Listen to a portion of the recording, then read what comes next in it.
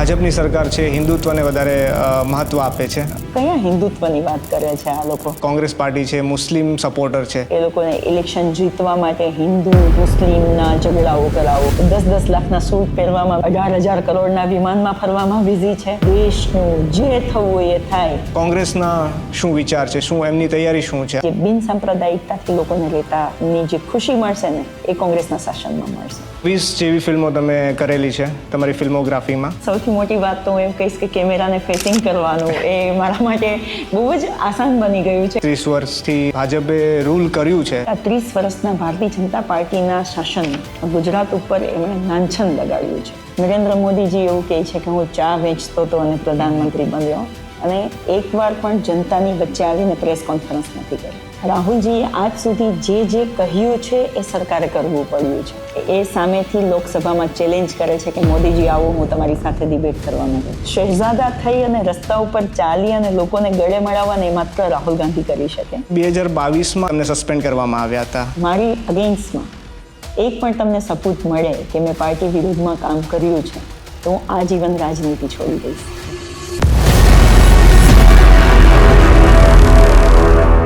TFB મીડિયાના એક બીજા એપિસોડ, એક બીજા પોડકાસ્ટમાં આપનું સ્વાગત છે. આજે આપણી સાથે એક એવા મહેમાન ઉપસ્થિત છે જેમણે ગ્લેમરની દુનિયા છોડીને સત્તા અને સંઘર્ષની રાજનીતિને અપનાવી છે. ગુજરાતી ફિલ્મ્સથી લઈને અને નેશનલ લેવલની એક પોલિટિક્સ સુધી, અને વર્ષોથી કોંગ્રેસનો અવાજ અને ઓળખ એટલે પ્રગતિબેન આહિર આપણી સાથે ઉપસ્થિત છે. નમસ્કાર મેમ, આપનું સ્વાગત છે.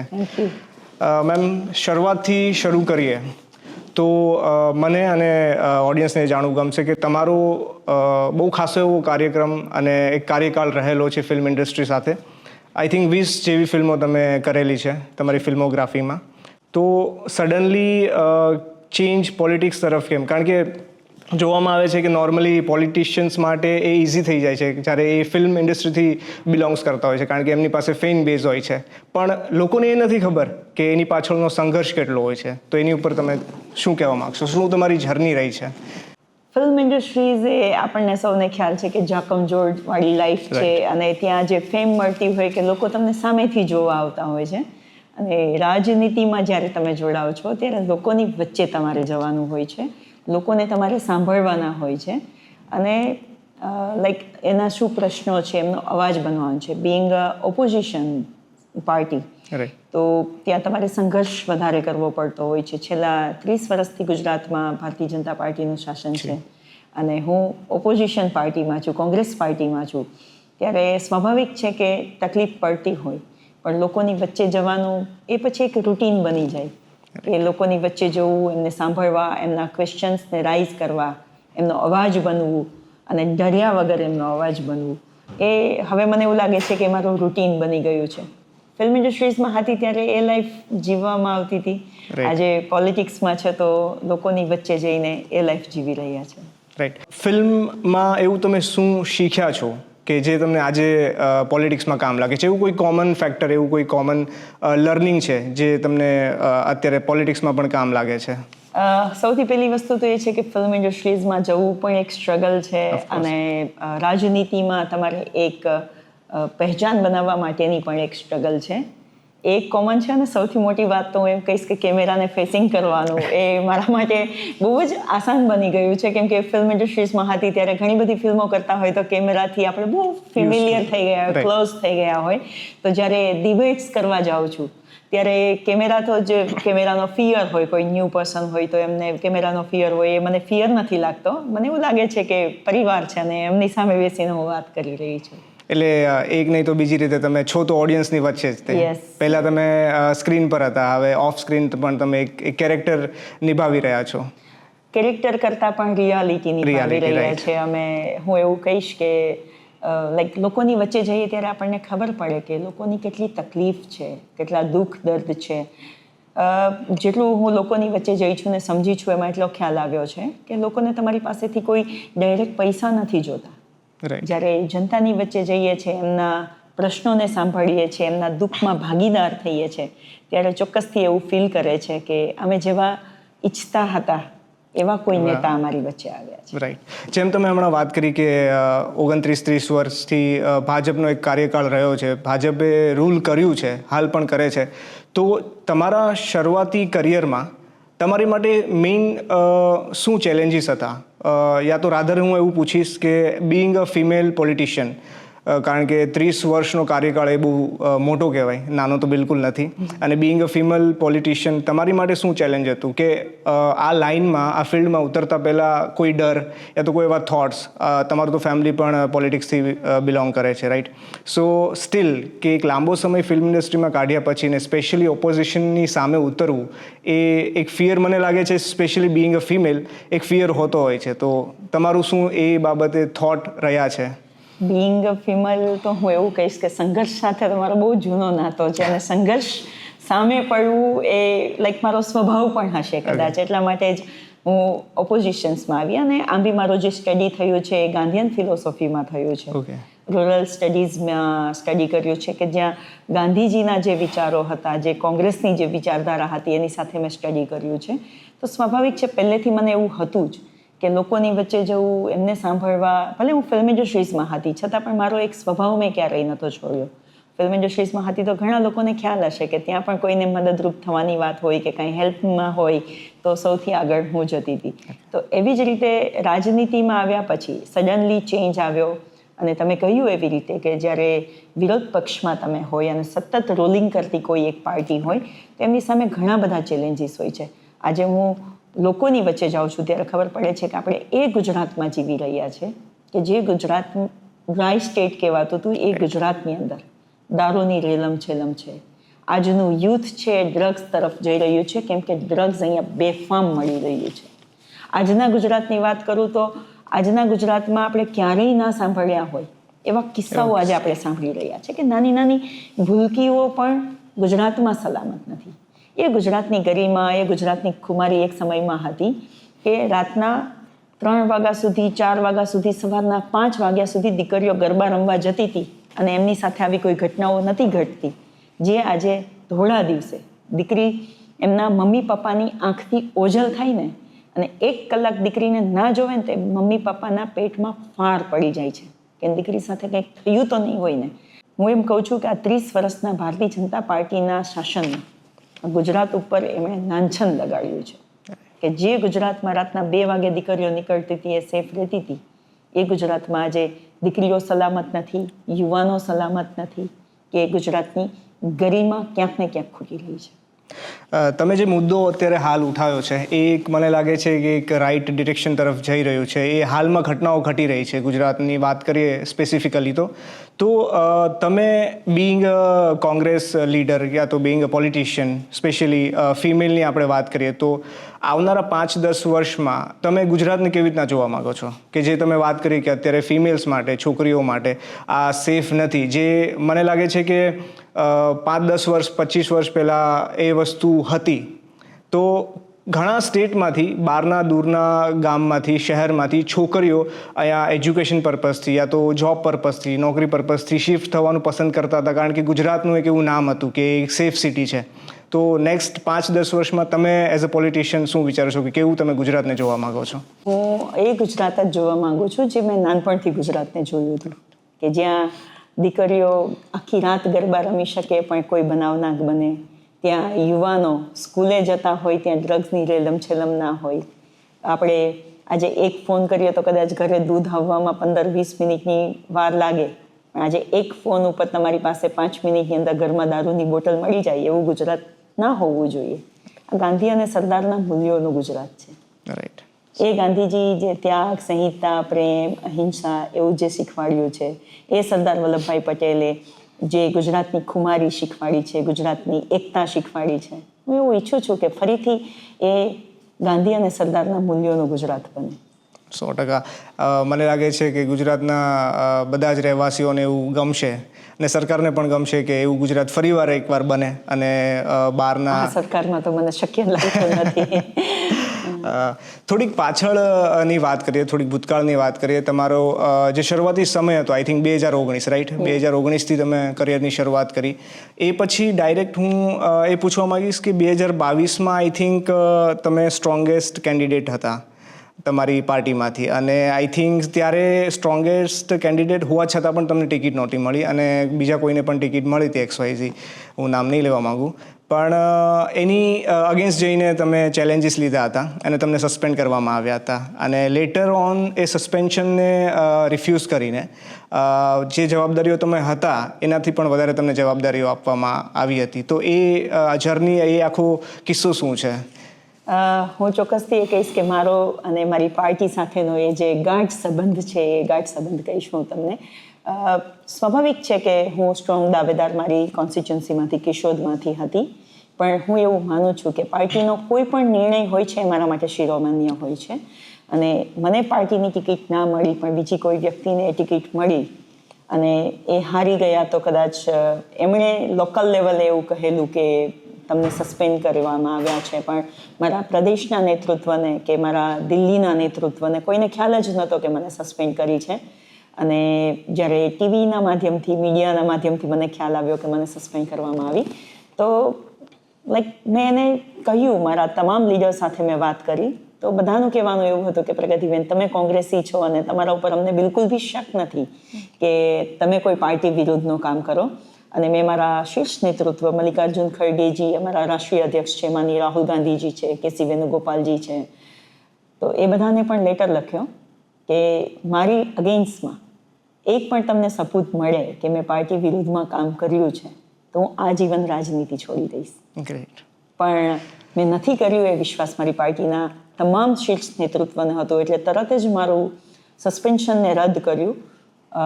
મને આજ ગુજરાતમાં હું ગર્વથી કહી શકું કે પહેલીવાર કોઈ મહિલાને સેવાદળના અધ્યક્ષ બનાવ્યા છે, જનરલના.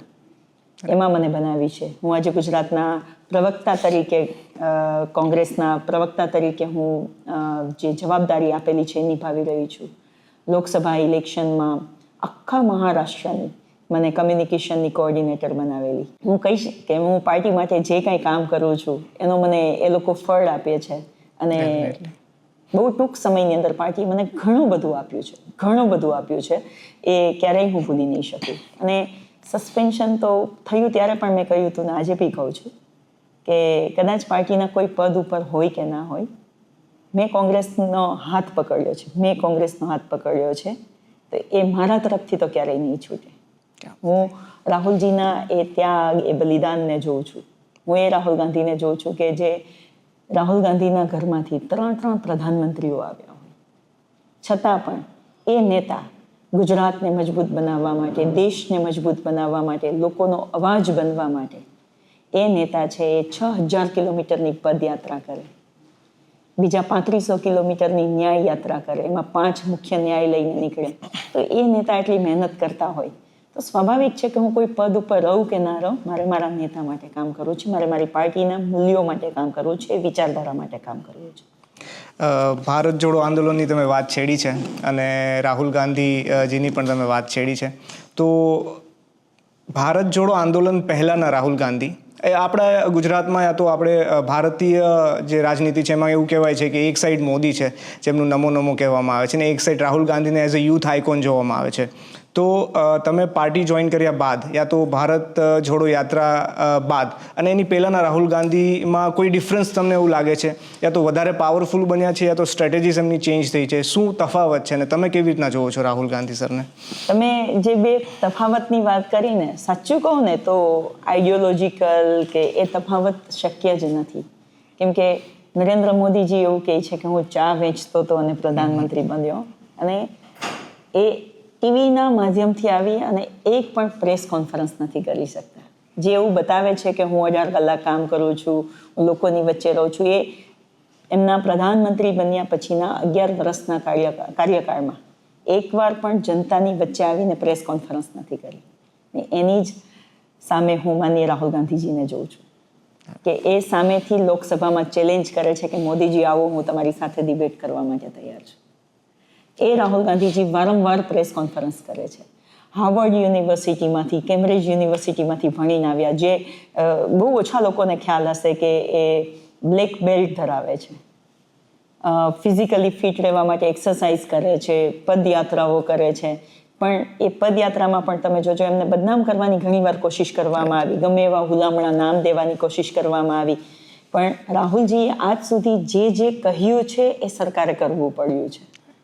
એ કોવિડ વખતે પણ વાત કરી હતી કે તમે નમસ્તે ટ્રમ્પનો પ્રોગ્રામ ન કરો ગુજરાતની અંદર અને ભારતની અંદર, તમે કોવિડને આમંત્રણ આપો છો, સરકાર ના માની, પછી રિઝલ્ટ શું આવ્યું?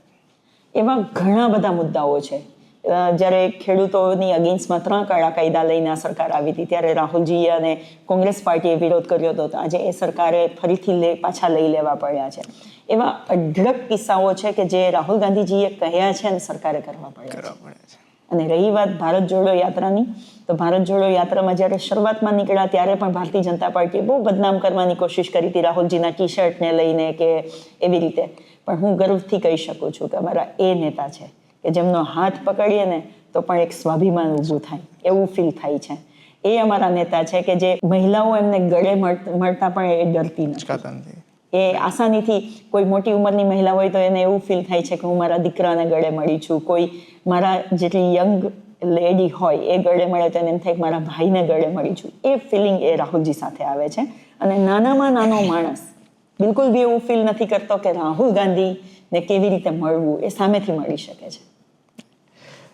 સાચી વાત છે મેમ. એક જૂના કિસ્સાની વાત હું અહીંયા છેડવા માંગીશ. નોર્મલી એવું કહેવામાં આવે છે કે સત્તા જ્યારે આવે છે ત્યારે બહુ બધું લઈને આવે છે, સારું અને ખરાબ. તો તમારા કાર્યકાળ દરમિયાન મેં એવું સાંભળેલું છે કે 2 કેસીસની કંઈક વાત છેડાયેલી હતી. જો કંઈ પ્રોબ્લેમ ના હોય ને તમે એ વાતને, એ કિસ્સાને તમે ઉજાગર કરવા માગી શકતા હોય તો અમને અને અમારી ઓડિયન્સને જાણવું ગમશે. બિંગ અ ફિમેલ પોલિટિશિયન, એ મારે કેસ જે કંઈ પણ બનેલા છે એ મારા કોઈ પર્સનલ કેસ કે મારા પર્સનલ ઝઘડાના કેસ નથી. જનતા માટેની લડાઈ લડતા હોય તો સ્વાભાવિક છે કે સરકાર છે એ એમનું દમન કરવાનું ચાલુ કરશે. પહેલો જ મારો જે કેસ બન્યો હતો કે કોંગ્રેસ ઓફિસ ઉપર અડધી રાતે ભારતીય જનતા પાર્ટીના ગુંડાઓ કહીશું તો કે કોંગ્રેસ ઓફિસ ઉપર પથ્થરમારો કરવા જાય છે, અડધી રાતે પથ્થરમારો કરે છે. અને બીજે દિવસે સવારે જ્યારે અમારી મિટિંગ ચાલતી હોય ત્યારે ફરીથી એક મોટું ટોળા સ્વરૂપે આવે છે, ત્યાં પથ્થરમારો કરે. અને સ્વાભાવિક છે કે મારા ઘર ઉપર કોઈ પથ્થરમારો કરવા આવે તો મારા ઘરને પહેલા બચાવું. એવી જ રીતે મારી ઓફિસ મારું ઘર છે, મારું મંદિર છે, એના ઉપર કોઈ પથ્થરમારો કરવા આવે તો હું એને બચાવવામાં આગળ હતી. એટલે સરકારે એવું કર્યું કે બચાવવામાં જે હતા એમના ઉપર કેસ કર્યા છે અને જે ગુંડાઓ જે પથ્થરો લઈને આવ્યા હતા, લાકડી લઈને આવ્યા હતા, એ લોકોને બચાવ્યા છે.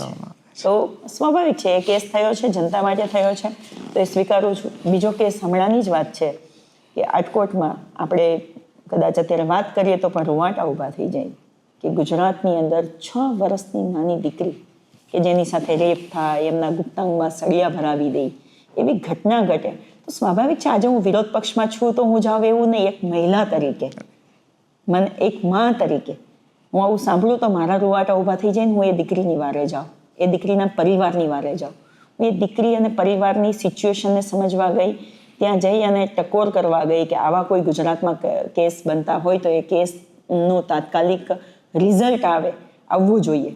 તો એ કોઈના દુઃખમાં ભાગીદાર થવા જાઓ અને સરકાર પોતે એમાં રસ લઈ અને પોલીસ પાસે ફરિયાદ કરાવડાવે તો હું તો આજે સરકારને પણ કહેવા માંગીશ અહીંયાથી કે હું એવી આશા રાખું છું કે ગુજરાતમાં આવા કોઈ દિવસ કોઈ બનાવો ના બને. પણ ક્યારેય ગુજરાતમાં આવો કોઈ બનાવ બનતો હશે તો તમે મારી પર કેસ કરજો, મને જેલમાં મોકલજો અને મારા ઉપર થતી સજા કરજો, પણ હું એ દીકરી અને પરિવારની વારે તો જઈશ. એ મારી તૈયારી છે. કેમ કે હું ખાલી રાજનીતિમાં કોઈ ફેમસ થવા માટે કે માત્ર દેખાવ માટે નથી આવી.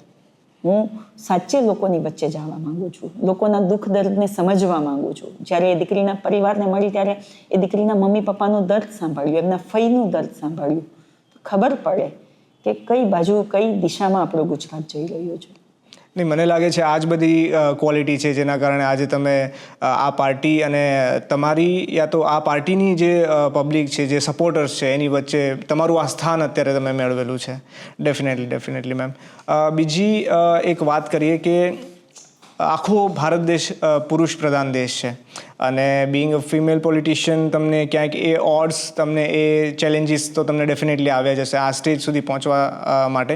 અને જેટલા પણ કિસ્સા કે એ બધા ચર્ચાઓ કરીએ તો એમાં તમને શું લાગે છે કે તમે જે આ સ્થાન તમે મેળવ્યું છે અહીંયા સુધી, જ્યાં સુધી તમે પહોંચ્યા છો, એ તમારું પુરુષ પ્રધાન દેશમાં શું? કારણ કે હાલની તારીખમાં ઘણી ફિમેલ્સ એવી છે જે આ ફિલ્ડમાં પોતાનું કરિયર બનાવવા માગે છે, આ તો પબ્લિકની સેવા કરવા માટે પોલિટિક્સ જોઈન કરવા માગે છે, એની માટે પણ એક સલાહરૂપ એક લેસન, એક મોટિવેશન રહેશે? હું એવું માનું છું કે આપણે લાઈક સ્લોગનોમાં સાંભળીએ છીએ કે પુરુષ સમોવડી મહિલાઓ બની ગઈ છે, પણ એકચ્યુઅલમાં જ્યારે એ ગ્રાઉન્ડ ઉપર જઈને જોઈએ ત્યારે જોતા હોય કે મહિલાઓને જલ્દીથી સ્વીકારાતી નથી કે કોઈ મહિલા મજબૂત બને તો. પણ મને ગર્વ છે મારી પાર્ટી ઉપર કે હું જેવી કોંગ્રેસ પાર્ટીમાં આવી એવી તરત જ મહિલા સેવાદળની મને અધ્યક્ષ બનાવી, સ્પોક પર્સન બનાવી, પછી સેવાદળની અધ્યક્ષ બનાવી અને એક મહિલા તરીકેનું સંપૂર્ણ માન સન્માન મને આપ્યું છે. અને હું ગુજરાતની મહિલાઓને પણ કહીશ કે લાઈક ઘણીવાર મેં એવું સાંભળ્યું છે કે લોકો કહેતા હોય કે પોલિટિક્સમાં ના જવું જોઈએ, પોલિટિક્સ સારું નથી, પણ હું એવું માનું છું કે આજના તમામ યુથ મહિલાઓએ પોલિટિક્સમાં આવવું જોઈએ, કેમ કે તમારા પોતાનો અધિકાર છે, તમારો હક છે. તમે એ વ્યક્તિને ચૂંટીને લાવો છો કે જે વ્યક્તિ તમારા માટે 5 વર્ષ માટે કામ કરવાના છે. તો પોલિટિક્સમાં આવવું જ જોઈએ ગુજરાતની સંસ્કૃતિને સાચવવા માટે, ગુજરાતની અસ્મિતાને સાચવવા માટે અને આ ભારત દેશના મૂલ્યોને સાચવવા માટે.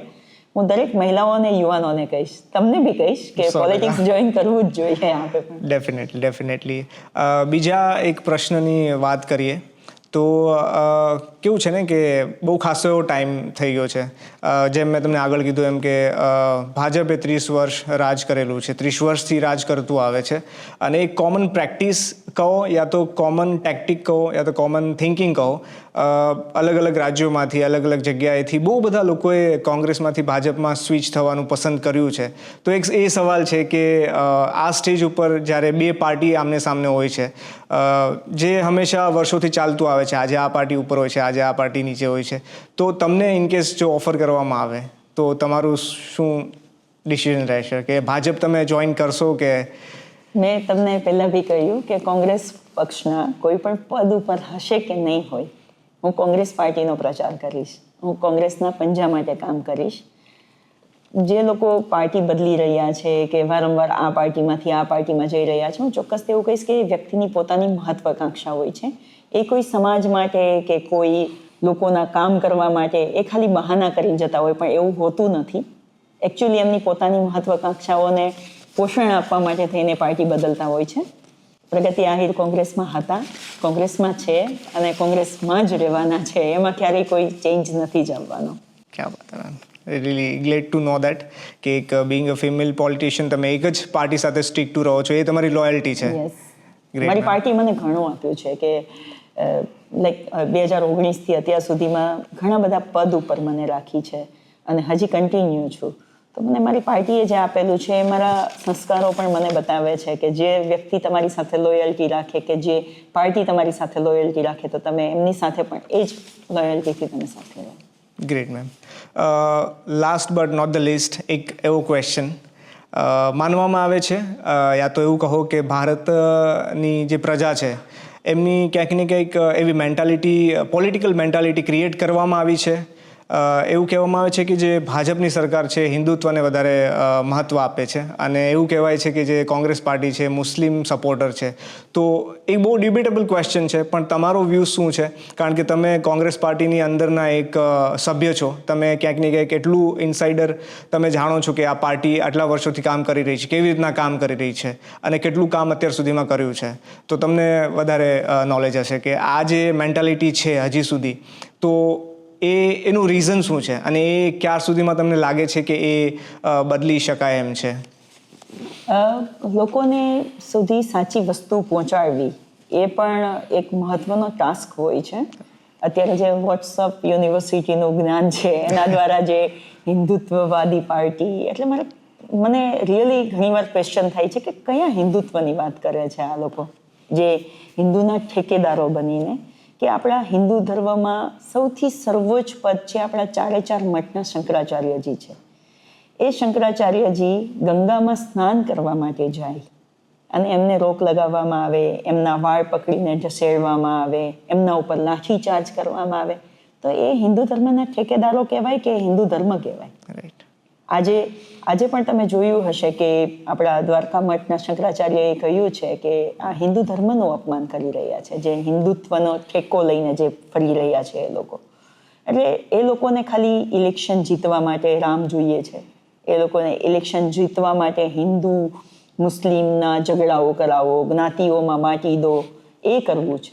જ્યારે સાચો હિન્દુ ધર્મ તો આપણને શીખવાડે છે કે એકબીજાની સાથે રહેવું, સારી રીતે રહેવું. આપણે ભગવદ્ ગીતા વાંચીએ કે કુરાન વાંચીએ કે બાઇબલ વાંચીએ, બધામાં એકબીજાની સાથે પરસ્પર સારી રીતે રહેતા શીખવાડે છે.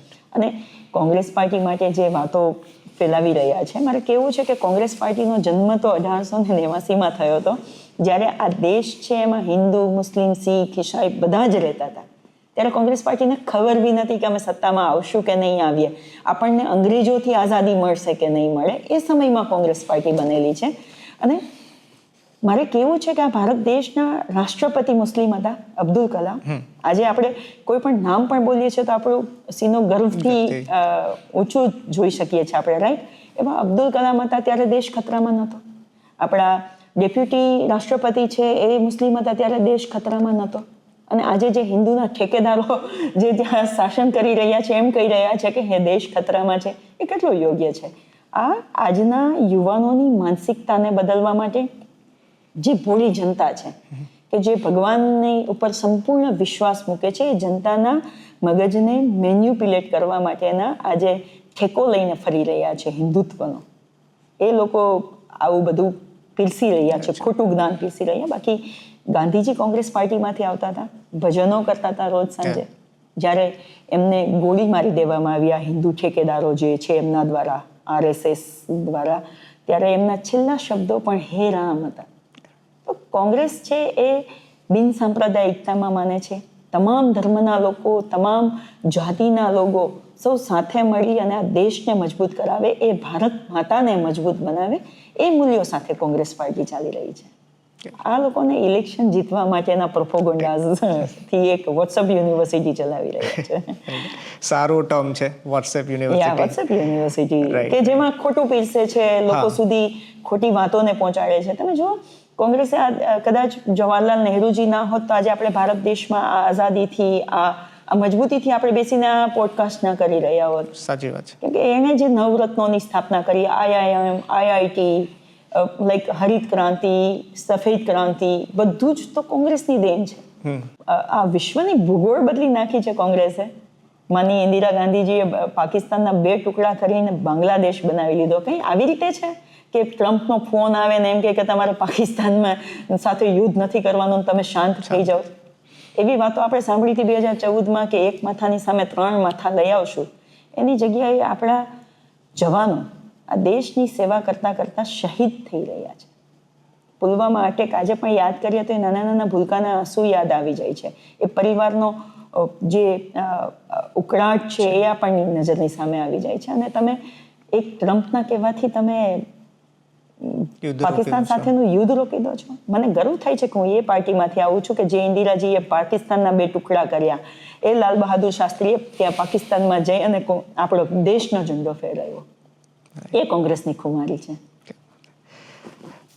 કોંગ્રેસ પાર્ટીનું એટલું મજબૂત કામ તો લોકોએ વિટનેસ કરેલું જ છે. પણ હજી એક સવાલ આઈ થિંક જે કોંગ્રેસના સપોર્ટર્સ છે એની માટે ખાસ એ છે કે કોંગ્રેસની સત્તા વાપસીનું શું એક ડિરેક્શન, એક ઝલક તમે તમારા માઇન્ડમાં જોવો છો? યા તો being a party leader, being a member of the party, શું એક ભવિષ્ય છે કે સત્તા વાપસીમાં જેટલું સ્ટ્રોંગમાં અત્યારે તમે BJPને ગણી શકો છો યા તો બીજી કોઈ પાર્ટીને બીજા કોઈ સ્ટેટમાં ગણી શકો, તો કોંગ્રેસના શું વિચાર છે, શું એમની તૈયારી શું છે, અને શું લાગે છે કે સત્તા વાપસીના ચાન્સીસો આ રીઝનથી કે આ કારણોસરથી બની શકે યા તો બનતા દેખાય છે તમને? તમે જુઓ તો ગુજરાત, આપણે ગુજરાતની સ્પેશિયલી વાત કરીએ તો ગુજરાતમાં જનતા ત્રસ્ત છે. આજે સામાન્ય વર્ગને તમે જુઓ, મધ્યમ વર્ગને જુઓ કે વેપારીઓને જુઓ, જે GSTના ફેરફારોના કારણે વેપારીઓને ડામાડોળ કરી નાખ્યા. મધ્યમ વર્ગની પરિસ્થિતિ તો એવી છે કે કોંગ્રેસના સમયમાં 10,000માં ઘર ચાલી જતું હતું, અત્યારે 50,000નો પગાર હોય તો પહેલી તારીખ આવતા આવતા એ લોકોને ફીણા આવી જાય છે. એવી મોંઘવારીનો માર પડી રહ્યો છે. અને ગરીબો છે એને જે અનાજ આપવામાં આવે તો એના માટે લાઈનોમાં ઊભ્યા પછી પણ એ ગરીબોને સડેલું કીડાવાળું અનાજ મળે. એડ્યુકેશનની વાત કરીએ તો કોંગ્રેસના સમયમાં મફત અને સારું શિક્ષણ મળતું હતું. એની જગ્યાએ અત્યારે મને એવી એક સ્કૂલ પ્રાઇવેટ બતાવો કે જ્યાં 1.5 લાખથી ઓછી ફી હોય ને બાળકને ત્યાં ભણાવી શકાતું હોય.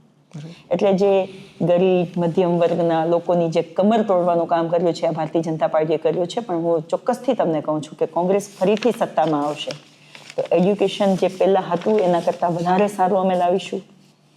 અને કહેવાય છે કે કોંગ્રેસ પાર્ટી છે ગરીબ અને મધ્યમ વર્ગ લોકોની પાર્ટી છે અને એ લોકોના પ્રશ્નોને રાઇઝ કરે છે એવી પાર્ટી છે. અને માનનીય રાહુલ ગાંધીજીએ જ્યારે ન્યાય જોડો યાત્રા કરી હતી એમાં કિસાનોના ન્યાય, મહિલાઓના ન્યાય, એજ્યુકેશનના ન્યાય, યુવાનોના ન્યાય, એવા બધા ન્યાયને લઈ અને એમના માટેની વાત કરી હતી, રોજગારી આપવા માટેની વાત કરી હતી, ભાગીદારીની વાત કરી હતી.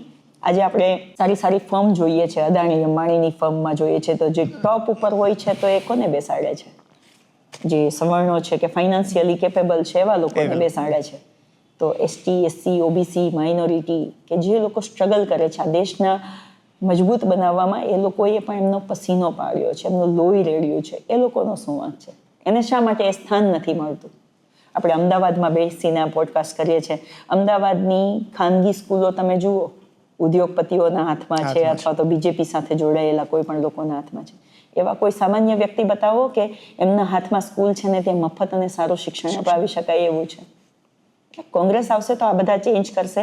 આ જે મનુવાદી માનસિકતા છે એને દૂર કરી અને લોકોની વચ્ચે જઈ અને જે બિનસાંપ્રદાયિકતાથી લોકોને રહેવાની જે ખુશી મળશે ને એ કોંગ્રેસના શાસનમાં મળશે. ડેફિનેટલી.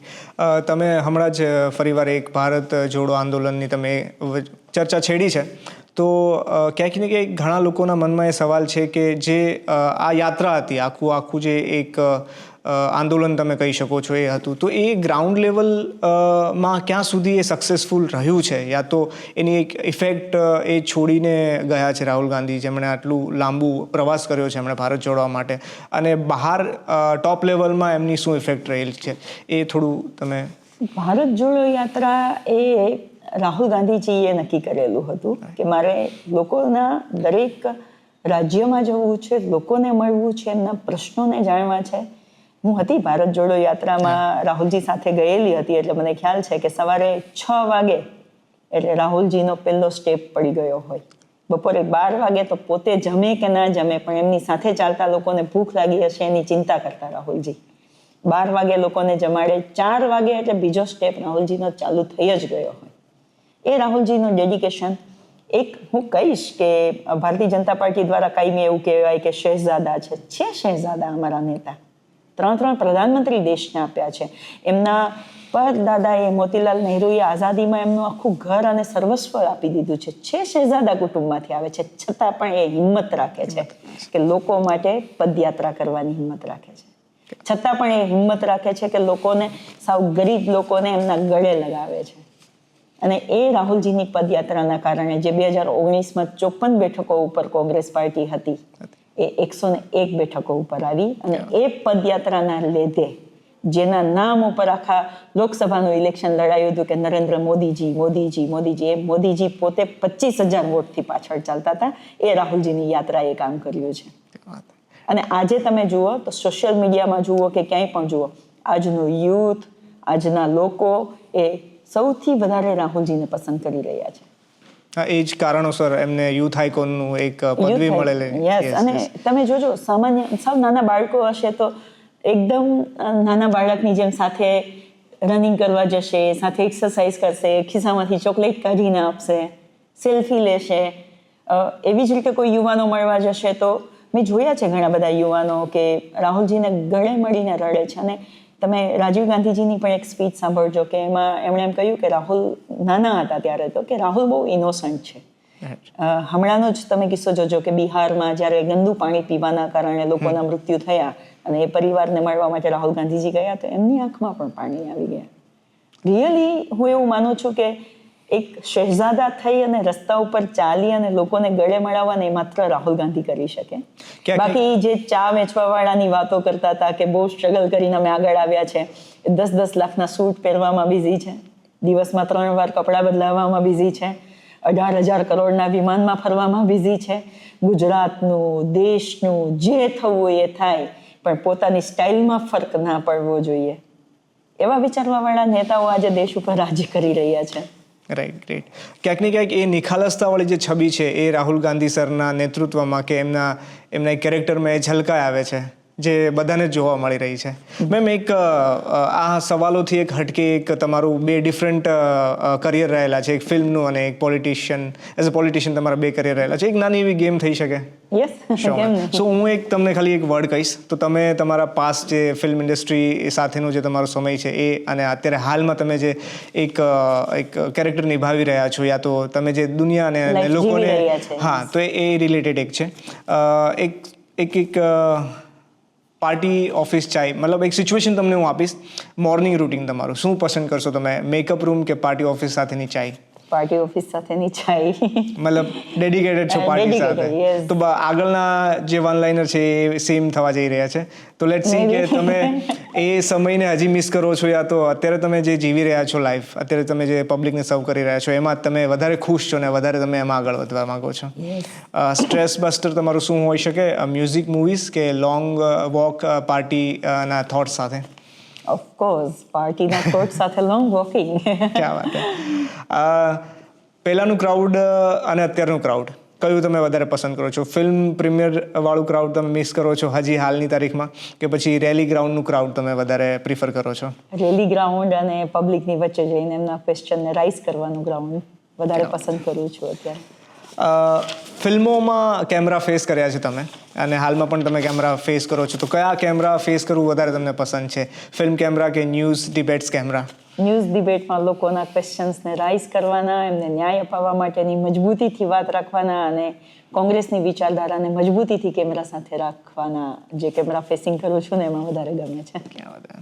ફેમ તમારી પહેલાં પણ રહી છે, હાલમાં પણ છે, તમારી કન્સિસ્ટન્સી એક ફેમમાં છે, પણ બે અલગ અલગ કરિયરમાં તમને ફેમ મળેલી છે, એક ફિલ્મમાં અને એક પોલિટિક્સમાં. તો તમને કઈ વધારે ફેમ પસંદ છે? તમે હજી પણ એ ફેમ યાદ કરો છો જ્યારે કેમેરાની લાઇટ્સ તમને ઢાંકી દેતી હતી અને ચકાચોંધની દુનિયા? તો લાઇક્સ એન્ડ ફોલોઅર્સવાળી એ દુનિયા કે પછી ગ્રાસરૂટ અને રિસ્પેક્ટવાળી આ દુનિયા જેમાં તમે અત્યારે હાલમાં છો?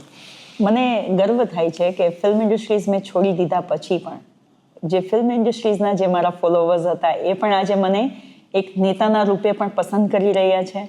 એમાં પણ લાઇક્સ અને કમેન્ટ્સ આપી રહ્યા છે અને જે જનતાના પ્રશ્નો ઉઠાવવાથી જે લોકો મારી સાથે જોડાયા છે એનું પણ મને એટલું જ ગર્વ છે. અને બંને માટે હું એમાં સિમિલારિટી રાખીશ કે બંને મને આજે પસંદ કરી રહ્યા છે, એક નેતાના રૂપે અને એક આર્ટિસ્ટના રૂપે પણ જેણે પસંદ કરી હતી એ પણ એક નેતા તરીકે સ્વીકારી રહ્યા છે. એ બંને મારા માટે બહુ મોટી વાત છે. Thank you so much ma'am. Thank you so much. TFB મીડિયામાંથી હું પ્રતિક અને આજના અમારા ગેસ્ટ પ્રગતિબેન આહિર અમે સાઇન આઉટ કરીએ છીએ. Thank you so much.